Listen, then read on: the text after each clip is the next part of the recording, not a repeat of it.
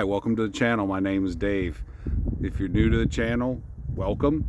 And if you're not new to the channel, welcome back. And of course, as you always know, my name's still Dave, either way. So I'm talking to you today from out kind of in the woodsy area where I store stuff and have some things. I have a few beehives out here, but we're not going to talk about those today. We're actually talking about the garden. And as you can see, I've really dressed up for you. Look, I got my old nasty sweatpants on and my rubber boots and my jacket. And I'm going to tell you why here in a second. So it's January and it's time to think about the garden. I hate to tell you all this, but as crazy as that sounds, I know you just got done putting stuff away, and I know you just got through the holidays, and so did I, but it's time to think about the garden. As you can see, this is probably my biggest investment ever in a heavy piece of equipment, and I have bought this. It's about 15 years old, man, maybe close to 20 years old, and I've certainly got plenty of use out of it over the years. I apologize for the plane flying overhead, making things a little bit loud. But what I have is this. This is about a ton, literally, of horse manure that I got for free from a young lady who works with me. I was very fortunate. She keeps horses as well as several donkeys, and of course, so she always has an endless supply of this material.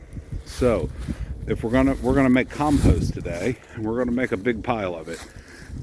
In order to make compost, horse manure is good to do compost with, especially when you don't have a long time to let it sit, because it's not as hot as many other manures. Chicken manure, pig if you use it, although I've heard that pig carries a lot of diseases, so it's probably not good to use.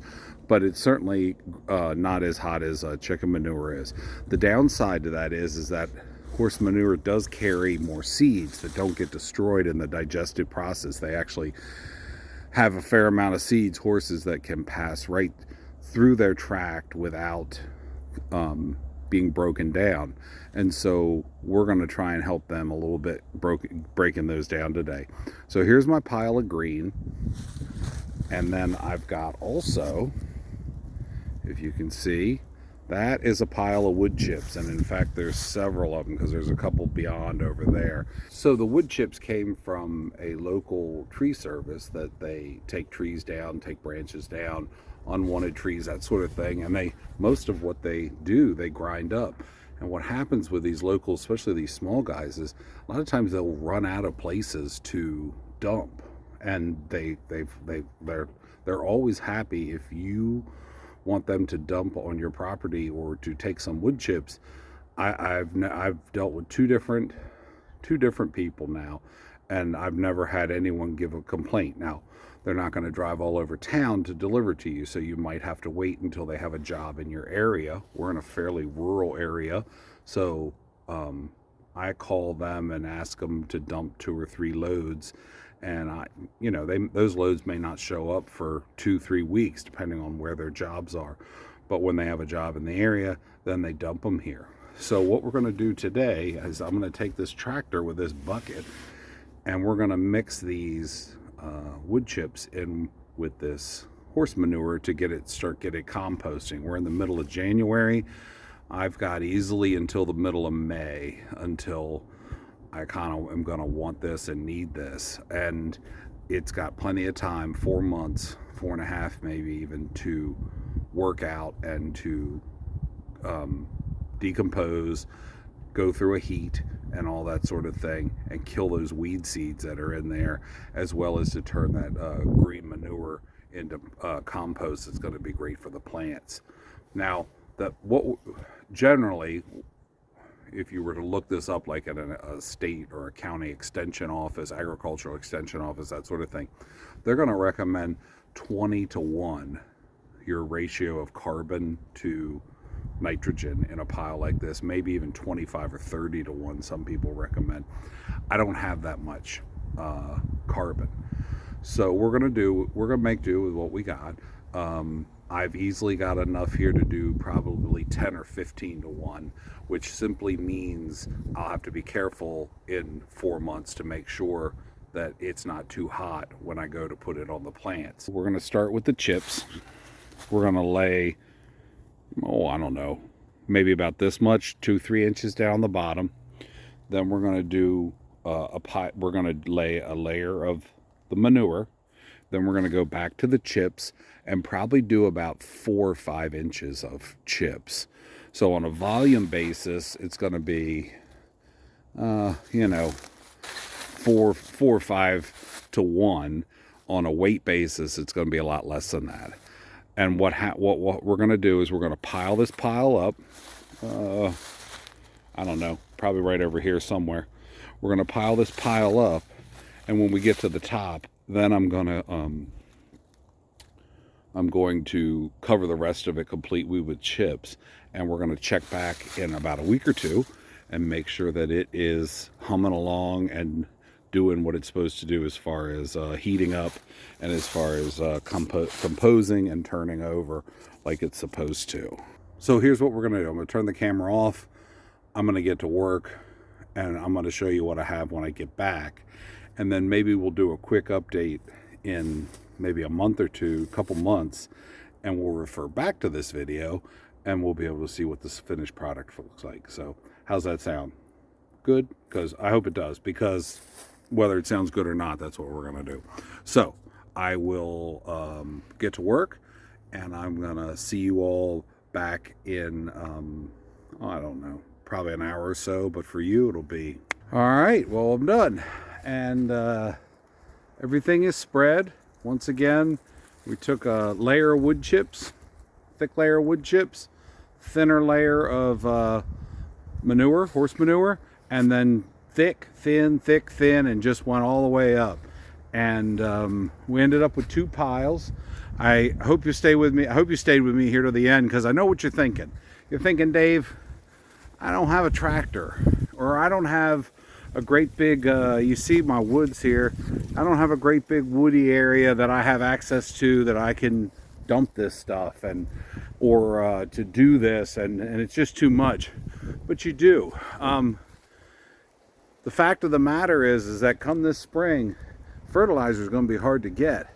With everything going on, as far as if you use natural fertilizer or with limiting and culling livestock, if you use chemical fertilizer, with plants being shut down because it's too expensive to run them because of the cost of energy, you're going to need fertilizer. And if you don't believe anything you hear on the internet for the rest of 2023, I'm telling you this, you better believe you need nitrogen to make plants grow. And that means you need nitrogen to get your garden to grow. And so what I suggest, if you don't have this stuff, and I certainly understand probably most people don't, get yourself a rubber tub. Do you know anyone that keeps animals? Goats, chickens, horses, cows, anything. Get yourself a rubber tub and do it on a small scale. Go see if they're willing to give it to you. Is there a local farmer? You could just approach them. If you're willing to go out into a field and scoop crap up off the ground, he isn't going to be upset about it. I promise you that. He might chuckle and laugh while he's sipping coffee in the warmth of his kitchen watching you, but that's okay. You'll have what you need for the spring. As well as also then for the chips, arborist. I have an arborist that dumps these chips. Even if you have to go to their location and pick them up, put them in 5-gallon buckets. If you have a lumber mill near you, that's a little bit fine. It's going to be a finer sawdust, but it still may work. It still certainly is helpful. My goodness, I'm going to turn you around here. Raking up leaves. This is all oak duff, all oak leaves in here. And those can be used as carbon material. I took what I had, and I really wanted to only do 1 pile, but it just got to be too monumental, and I'm literally having to back up just so we can get it all in frame. So there's the first pile, and again, that's probably, it's richer in nitrogen than what most people recommend. It's probably 20% horse manure and 80% an 80% carbon, but then it just got too tall. You can see the tractor, the bucket is, it was getting to the point where I couldn't effectively dump anymore on top.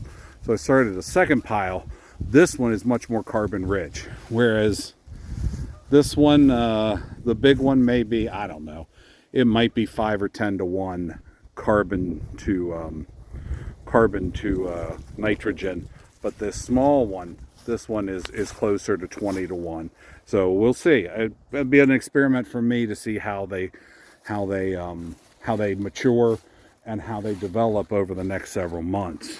2023 is not showing any promise or any sign as far as food shortages, energy shortages, costs rising, of being any better than 2022 was.